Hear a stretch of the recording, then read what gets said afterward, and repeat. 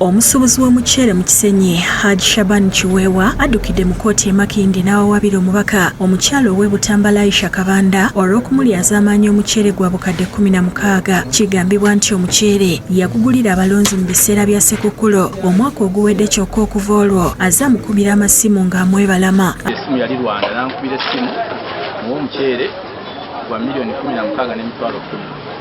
Naye okuva olwo bwe namuwa omuceere takwata amasimu gange mukubira amasimu yeebuzaabuza bizinesi yange genda egwa lw'amabanja amangi ekulina mu bizinesi y'omuceere.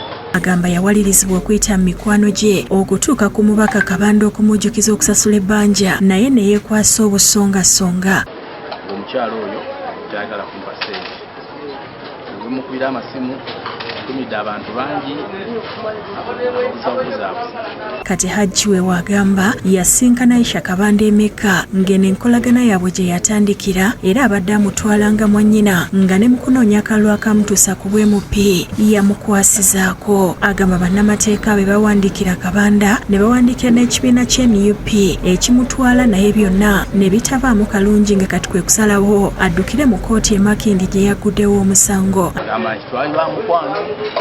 Nizi njagala aleeteyo kapapula kamu kalaga nti yansasula twali luddawa oba luddawa oba ka message kubanga nina voice message nga ngamba lindako nja kusasula linda sinafuna ssente sirina ssente nayinza mufumira omulanga abalabira amawulire gano akwate ssente zange oleme kweyongera wanga already namaze okufayiringa omusango mu kkooti. Atulaze empapula za kkooti kwe yaguliddewo omusango ng'ayagala omubaka amusasula ensimbi ze. Atulaze n'alisiiti gye yamuwandiikira n'ebifaananyi by'emmotoka ezaatwala omuceere. Hajati Kabanda ku ssimu akkiriza okutwala omuceere ogw'ebbanja kyokka nti yakikola okwesasuza Haji Weewa olw'okumulyaza amaanyi obukadde 15 bwe yamuwa atwale mutabani we e Tanzania okumuyigiriza bizinesi y'omuceere n'amutwalayo omulundi gumu gwokka.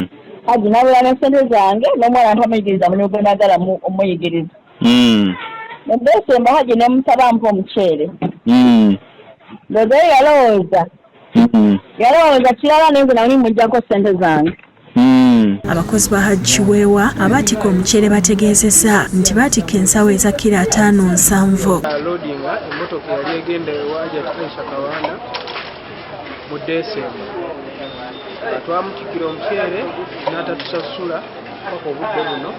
Naye ate olw'embeera eri mu mirimu essaawa eno nti yakunyigirizibwa oli ne bwe giba mitwalo 5 giba gikola kituyamba mu bizinesi. Martin Kiza yakusakidde eggulire lino ku Rabukedde TV.